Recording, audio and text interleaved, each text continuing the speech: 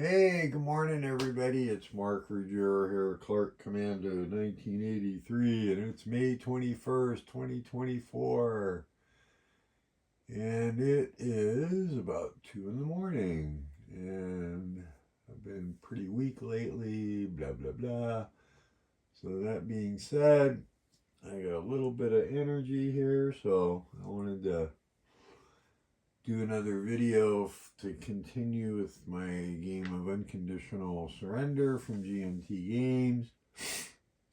Once again, using the rules off of the GMT website and the charts dated 2024 from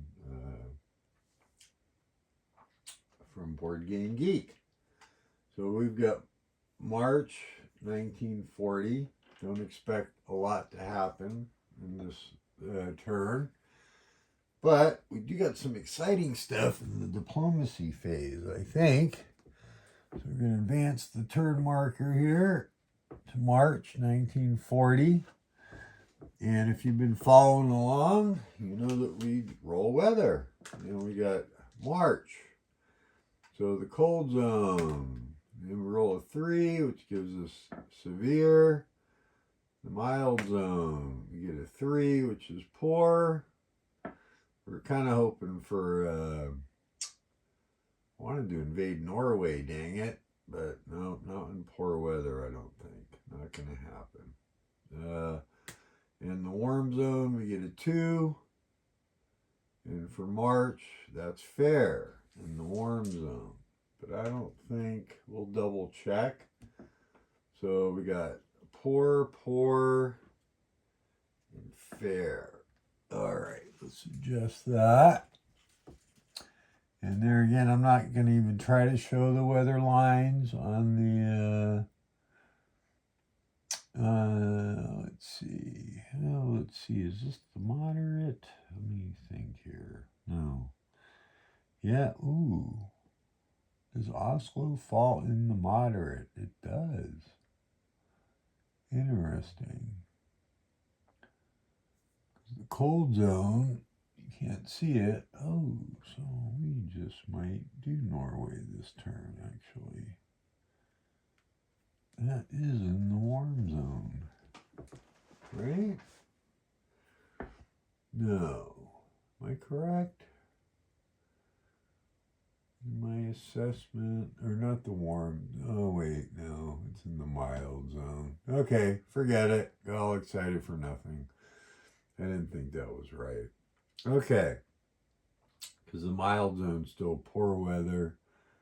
Really don't want to watch, which would be 1, 2, 3, 4. Ugh, boy.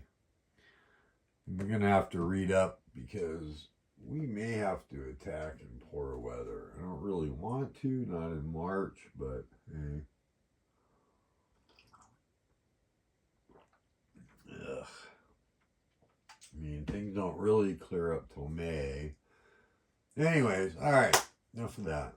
So, let's go through the sequence of play. Not going to be a lot happening till we get to the diplomacy phase. But we did the weather. Declarations of war. We're not going to do any declarations of war. We're so boring.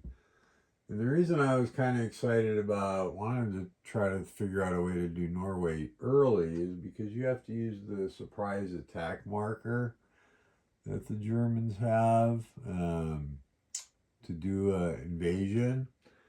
And I was kind of hoping to use that in France, but there's a 4-turn delay and it costs 20 production points. So even if we do it in April, we may not need it, right? But which is when it happened historically. The 4-turn delay. 1, 2, 3, 4. You're not going to get it back in time. So I guess the intent of the game is you don't really need the surprise marker to invade France. So anyways, no declarations of war. Economic phase, like I said, it's pretty simple. You take the factories, multiply it times the production multiple. That's how many production points you get, which you need to spend to activate units, mobilize, recover, and also you get to, what's the word I'm looking for? Said mobilize, didn't I? But you can't save them, so you might as well spend them. There's no strategic warfare yet, which I'll look forward to showing you when we get there. Because that doesn't happen until the factory loss markers get added on the sheets. Strategic movement, none. Everybody's pretty much in position at this point. We're just kind of a waiting game. Get the phony war going in the West, because the Nazi-Soviet pact, the Allies can't declare war on anybody or anything. Operation phase, just not going to do much. Reinforcements, or replacement phase. Germans will spend 1 production point to flip this infantry army over. You know what? I am going to spend a couple production points. I'm going to move this guy up to here. And not that we need it, probably, but 1, 2, 3, 4, 5, 6. We'll just go ahead and spend it just because. We'll put there we go. We're going to spend it because we got it. So, all right, diplomacy phase. So, like I said, this is definitely going to be a really quick video in turn. So, the reason it's exciting is because if you watched the last video, maybe you didn't. If you remember, the Germans added a pro-axis marker into the mix, which if they draw, so everybody spends 5, and you have 3 choices. You can draw from the cup, you can add a pro-faction, or add a pro-faction marker to the cup, or over here, which you can't see in the holding box, or things, or a lot of no event markers, which is good for the Germans at this point, and area seized and a political success. So you could choose to throw one of those back in the cup in addition to a no event. When you do that, you always throw an extra no event. So the thing that you can do, the reason it kind of got a little bit exciting was last diplomacy phase, Germans, always go first, right? In faction order. So they went ahead and gambled and really they spent their 5, cost 5 production points, and they added a pro-axis marker. Now the reason that was a little bit exciting, because that gambled a little bit, that when the Soviets or the Western Allies went and then the Soviets, if they drew, that they could draw that out and just chuck it. So what's in the cup right now is 2 political success, which would be good, political failure, which would be bad, and 2 pro-axis markers. So that's 4. Let's see, how many are total? So that's 4 out of 9 things in the cup that could be good for the Germans. So we're going to spend 5. We're going to throw these back in the cup. What's in there, which is we're going to mix them up. And we're going to draw, and we're going to see if this paid off or not. Let's draw. And right now, with not a lot going on, this is probably the most exciting thing. And we drew a pro-axis marker. So this is a learn to play video. So what we're going to do, there's 2 rules we're going to look up. 1, I want to make sure I don't cause a crisis in the Med or in the East, because that will free up the Allies. And we're going to look up just for your benefit, and I've covered it, I think. But I want to go over what happens when you draw a pro-axis faction. So pool marker resolution. So we did that. Pro-faction, put the marker aside. And remember to always read the whole rule. Put the mark for possible later use. It means you can add it later back in the cup for 5. If the phasing faction pulled a marker with an enemy faction on it, nothing happens. But we didn't do that. We pulled it with a friendly faction. It applies a political success event. Rule 14.12. So we're going to go to Rule 14.12. And political success. This faction applying this must do one of the following. Select a neutral country that has a pro-faction or stricter neutrality marker and it shares a land border with an active friendly country.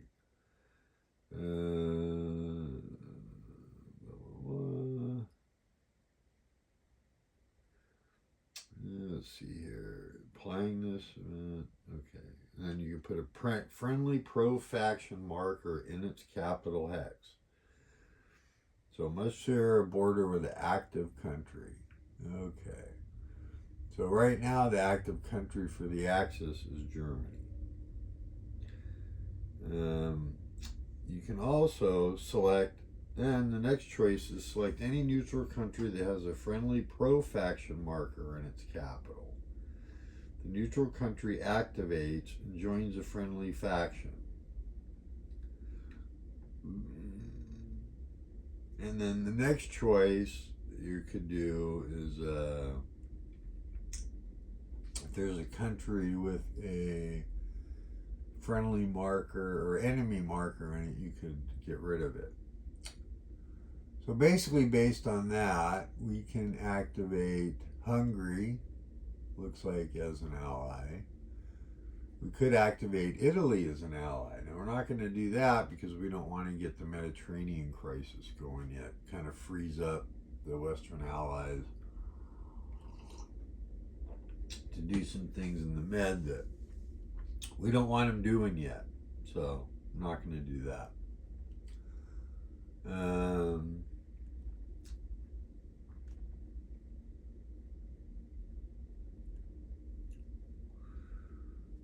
And where else? We could activate Romania. So what I want to find out is if I activate Hungary or Romania, because the other thing we could do is put a pro-faction marker in Belgrade in Yugoslavia. Now that is an option. Or do we want to try to activate an ally? What I want to know is what activates crisis in the East, because we do not want that to happen either. So let's see, that's a conditional event, if I remember right. Let's look. Is it, or is it a policy? No. East invaded. The following happens. Axis unit attacks into, moves into, or is placed in. No, it's definitely not it. Mediterranean crisis. Maybe I'm misnaming it. West invaded. No. So it looks like I'm free to activate either Romania or Hungary. I think I'm going to go ahead and activate Hungary just because it's like kind of like dominoes. There's some effects that you have to be adjacent to an active country to get. So I'm going to pick Hungary. Even though I could pick Romania too. Let's just stick to what I was thinking. So Hungary, we're going to do Hungary. Hungary, the national will marker. So let's see here. We're going to take these markers off the map. And we're placing the pro-axis marker in Hungary, which is going to activate them as an ally. And let's see here, Hungary. So rule section 16 has where you put stuff. So the factory marker, national will, is going to go on the 4. I have a national will of 4. Not the best. And then the production is going to be 1, I believe. They have 1 factory and they have no multiple. So their production is always going to be 1. Gives you it as a factory count, but there's no factory count marker. So let's see. We're going to activate a country. So 14. Let's go back to rule 14. And kind of guide you through this really quick. East invaded, event markers. Oh, excuse me. Sorry, that's the cancer speaking. Political success. So 13.1 is the rule we want. Actually, looks like. Activate 13.1. Okay.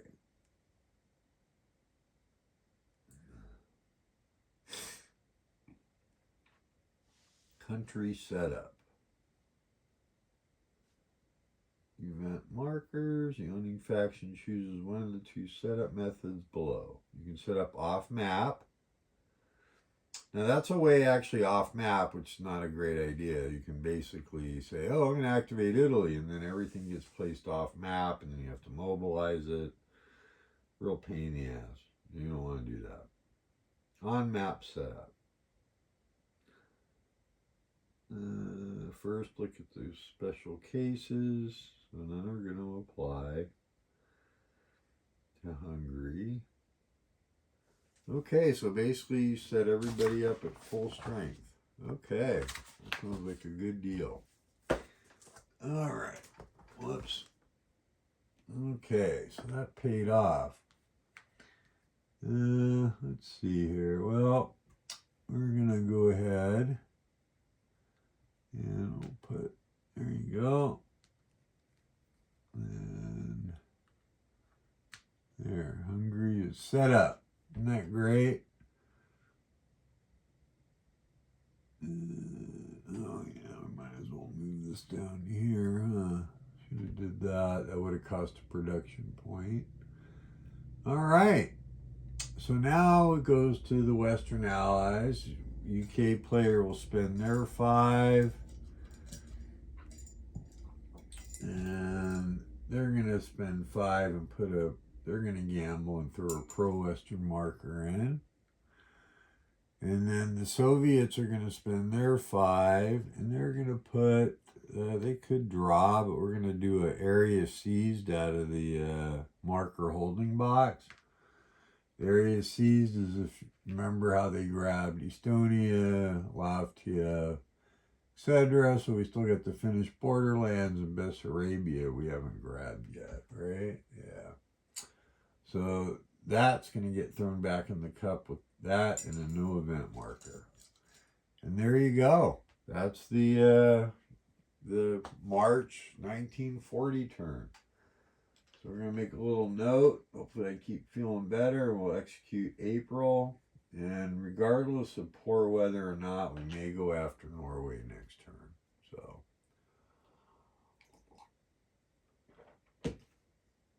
not quite sure yet. In fact, let's look up one more rule. This video is so short. What I want to look up in the conditional events is what triggers an attack in the West. Because we're trying to avoid that until we're ready to invade France. Which hopefully the weather will cooperate, and that will be in May. So let's see here. What is it? It's called West Invaded, I believe. Conditional events. East Invaded. Mediterranean Crisis.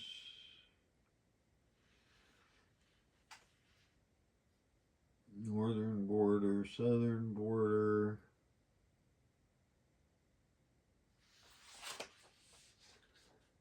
East invaded. Is there a west invaded? I could have sworn there was.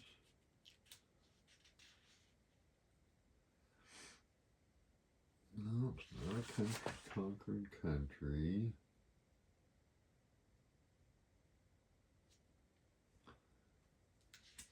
Oh, Lord. I know that. Sorry, I know. I said, oh, short video. Here we go. Appeasement ends. That ended.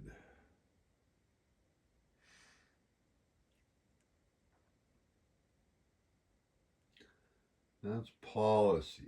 I know that. All right. What am I looking for? It's not a policy. Conditional country activation. Faction determination.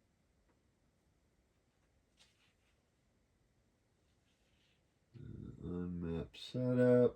That's when you're activating the country. Country collapse. We're looking for something that's not here. East invaded.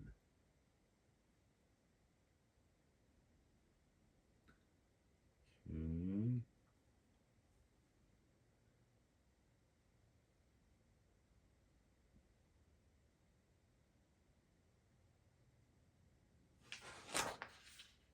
All right.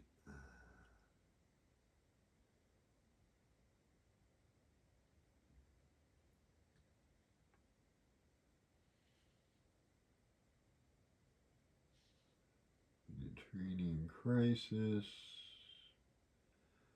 USA entry. Oh, West invaded. Here it is. Rule 13.8. This, an Axis unit or marker attacks into, moves into, or is placed in Belgium, the Netherlands, Ireland, or the main area of France. Okay. So invading Norway does not trigger the West invaded. That's good to know. Okay. Well, shoot. I turned to 30, almost 22 minutes. So, hey, thanks for joining me. Glad I was able to get a little bit of energy. This will be part 7. And I look forward to doing April because I think, I don't know, maybe I should have invaded Norway this term. But I don't know. Gonna gamble and hope in April the weather clears up. That would be nice. It's not very likely, but would be helpful. So, that being said, till next time, thanks. Bye.